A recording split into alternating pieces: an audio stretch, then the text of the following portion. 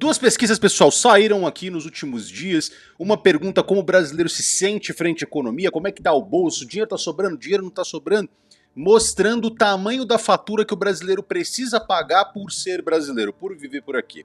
E eu tenho também aqui uma outra notícia que vai mostrar a percepção ali do dia a dia de como a economia tá. Então você tem dois termômetros, o que as pessoas acham e o que de fato está acontecendo na economia com as dívidas que elas possuem. Então aqui não é gráfico de Faria Lima, não é a inflação foi 2% quando na verdade ela foi 70%, beleza? A economia real no cartão de crédito das pessoas, beleza? Se a economia, se dizem por aí no jornal, aparece lá de manhã a Miriam Leitão falando que a economia está melhorando, 8 em cada 10 pessoas estão endividadas.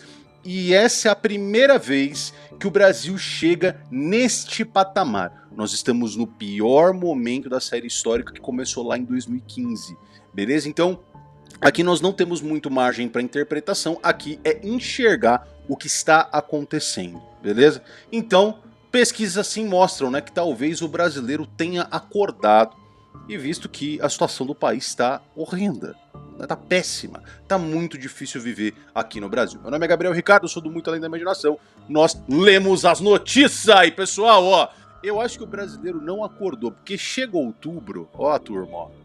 É Lula de novo, com a força do povo, ó turma, ó. Coraçãozinho e faz o L imediatamente. Quando toca a sanfoninha na propaganda do PT e coloca a imagem do pratinho de arroz e feijão, acabou, meu amigo. O 13 sempre vence, independente do que acontece, beleza?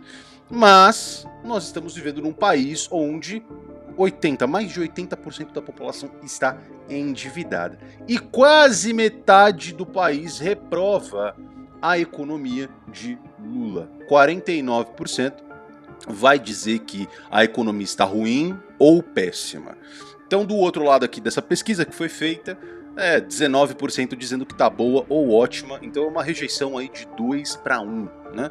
E tem outro número dentro dessa mesma pesquisa, que é que 43% dizem que a economia piorou em relação ao governo anterior.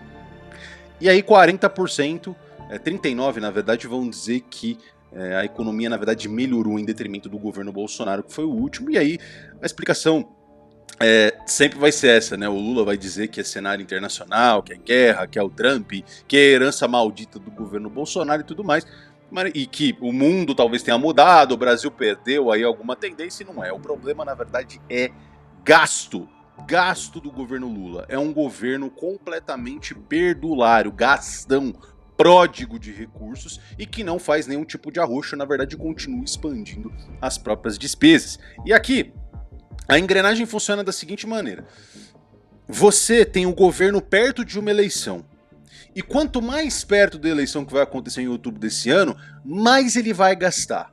É o que toda pesquisa histórica mostra nesses ciclos eleitorais brasileiros. Então, mais gasto público empurra dinheiro na economia. Então você tem isso aí por meio dos programas sociais, meio de desenrola para limpar o nome das pessoas, para que elas vão às prateleiras de supermercado, ao varejo, numa Casas Bahia da vida para comprar mais, e aí você tenta vencer essa desaceleração econômica por meio de entregar mais dinheiro na mão das pessoas. E aí quando esse dinheiro passa a circular sem uma produção correspondente, sem do outro lado você ter maneiras das pessoas gastarem esse dinheiro e ter ali a roda da economia girando, você na verdade vai ter uma concentração desse recurso ali com um número limitado de itens, um número limitado de produtos, que por consequência vai aumentar o preço de tudo. Isso é inflação. Então quando você tem um número limitado de montadoras de carro, um número limitado de empresas que produzem eletrodomésticos, produzem móveis, ou produzem qualquer coisa na economia, e o Brasil é muito fechado na própria economia, na verdade a economia é meia dúzia de gato pingado em qualquer setor que você conseguir imaginar, quando o governo coloca dinheiro na economia, está gerando inflação. E aí o Banco Central tem que segurar a Selic lá em cima, nós já estamos aí num patamar de 14,5% ao ano, e é elevadíssimo para tentar conter a inflação. E aí quem tem dinheiro sobrando, quando tem uma taxa de juros alta, faz festa, vai lá, aplica, recebe dinheiro sem fazer nada, e para quem não tem dinheiro para aplicar em nada, não sobra nada. O cara chega no final do mês e tem que utilizar o cartão de crédito para continuar mantendo a roda girando, para continuar abastecendo o carro, para continuar comprando comida, pagando conta de luz, gasolina. E é assim que funciona, pessoal. Eu, quando comecei a dirigir, lá atrás, tinha um Honda Civic LX 98, máquina, carrão. E ali eu pagava R$90 no tanque de combustível, era governo Dilma na época. Hoje eu tenho um outro carro, que tem uns 12 ou 15 litros a mais de combustível, e hoje eu pago R$250 no mesmo tanque de gasolina, certo? Agora até mais caro por causa da crise no Irã, né, por causa da guerra que está acontecendo lá. E isso não foi um governo só, veja, Dilma de novo, aí a Dilma caiu, impeachment, Bolsonaro, Lula. Então, você tem vários, um governo atrás do outro, e a história é sempre a mesma, os gastos sobem, e a explicação nunca é que nós gastamos demais. A explicação é sempre algum fator externo, é sempre a guerra, a pandemia, sei lá, cara, é Deus, entendeu? Deus quis que o Brasil fosse essa desgraça que eu e você vivemos. E aí você junta essa percepção de piora, que é um sentimento da população, com outro dado aqui que apareceu. Pesquisa do CNC, Confederação Nacional de Comércio. 81,6% das famílias, quase 82%, estão endividadas. É o maior índice da série que foi ali iniciado em 2015. 8 em cada 10 famílias têm compromissos financeiros em aberto. Então tá devendo cartão de crédito, tá devendo cheque especial, tá devendo algum carnê de loja, algum consignado, parcela de carro, parcela de casa. E a própria Confederação Nacional de Comércio destacou: o cartão de crédito lidera. Ele está presente em quase 85% do perfil dessas dívidas. E talvez você saiba disso, mas o cartão de crédito, quando você fica devendo, quando você não paga ele em dia, você tem um juro de 430% por ano. Beleza? Então não é imprudência do consumidor. Se um mês você teve que esticar o cobertor porque faltou dinheiro, a única porta que sobra para você é pegar teu cartãozinho de crédito e ir lá para tentar a última alternativa para alimentar seus filhos, para abastecer o tanque da sua moto, para abastecer o tanque do seu carro. É assim que funciona. Essa sequência de aumento de gastos do governo vai atingir as famílias pobres. E aí, essas famílias empobrecidas que sofrem mais com taxa de atraso, que sofrem mais com taxa de juros, com tudo isso. E aí o governo faz o programa aí, o tal do Desenrola, que vai ter desconto aí de, sei lá, 90% da dívida. Só que não vai resolver o problema, porque o Estado empurra a inflação para a população, empurra a família para o endividamento, e agora ele é o herói. Ele resgata essa mesma família da desgraça que ele colocou. Eles, aí ó, dá aí seu FGTS, dá aí algum outro dinheiro que você tem aí, alguma garantia, pra gente ter certeza que você vai pagar ou não. E aqui, quando nós temos essas duas notícias, nós juntamos as pontas, né? Então a percepção das pessoas e os dados de endividamento. Quase metade do país acha que a economia piorou.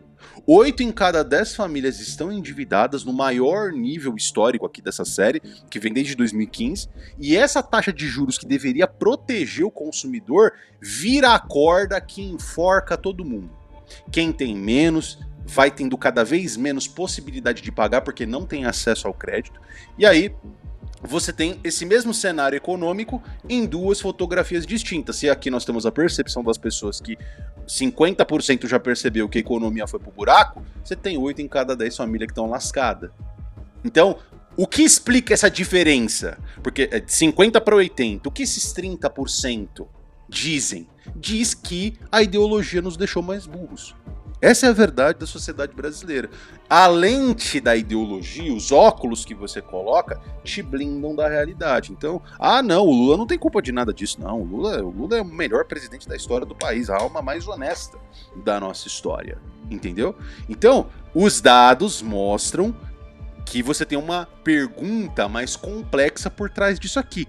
Quem vai pagar essa conta, no final das contas, é você, sou eu. Quem gera esses problemas, quem os causa, nunca vai pagar e, na verdade, vai continuar esticando a corda para que você pague esse problema e ainda mantenha cada um deles no poder.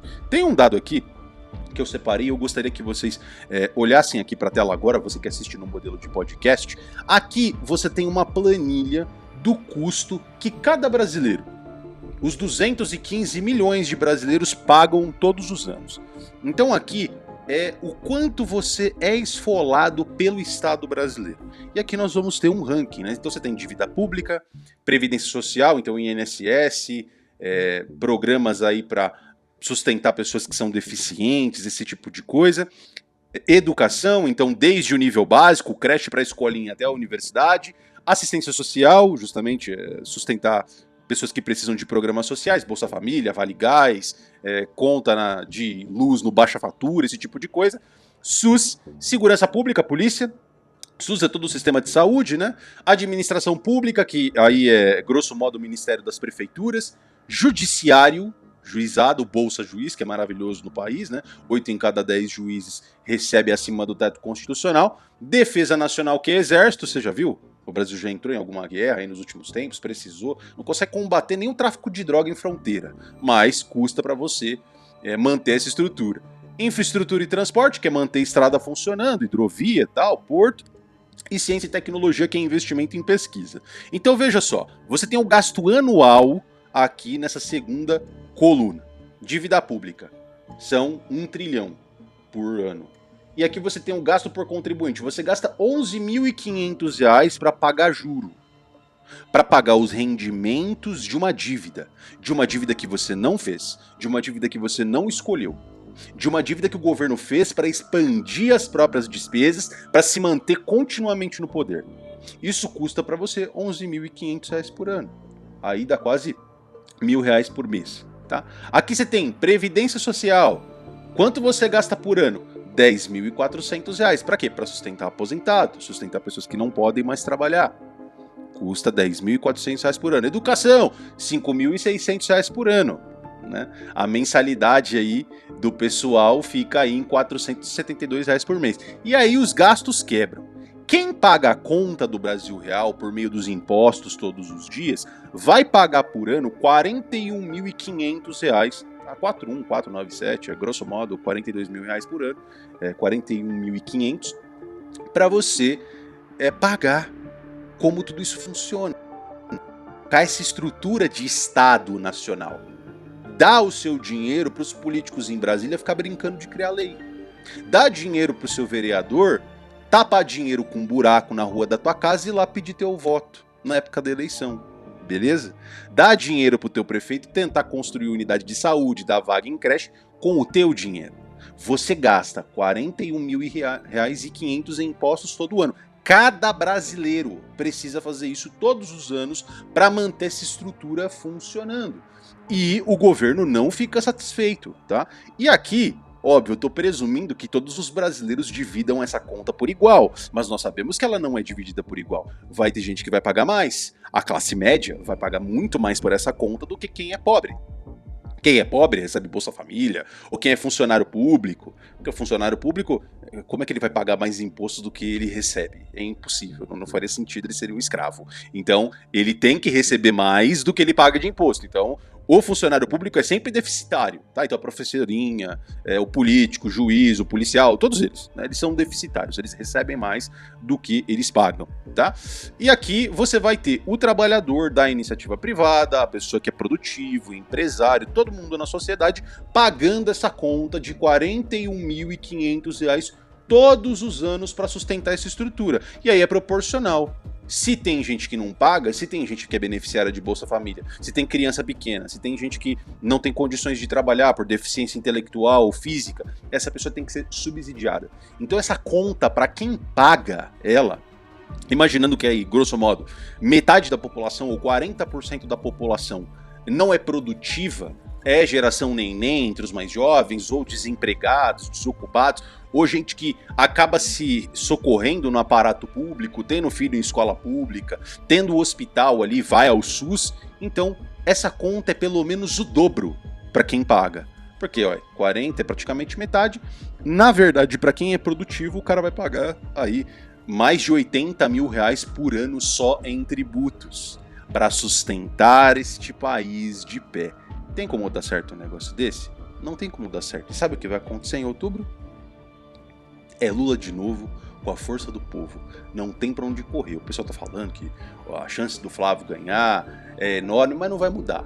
Com o pai dele não mudou. Teve pacote de bondade, bolsa de diesel, gasolina, para tentar mantê-lo no poder. Ele não conseguiu, mas a lógica é a mesma, independente do governante em questão. A sua vida vai piorar, os gastos do governo vão continuar aumentando, porque o Estado, o governo, não são uma instituição, eles são pessoas organizadas para tomar cada vez mais o meu e o teu dinheiro. Não tem para onde correr a não ser para o aeroporto, pessoal. O Brasil vai seguir nessa lógica até que surja alguém que mude essa direção. E provavelmente não vai ser do meio da política, vai ser por meio de um movimento social, por meio de alguma coisa que quebre essa lógica que nós vivemos hoje. Eu sou Gabriel Ricardo, esse é o Lendo as Notícias!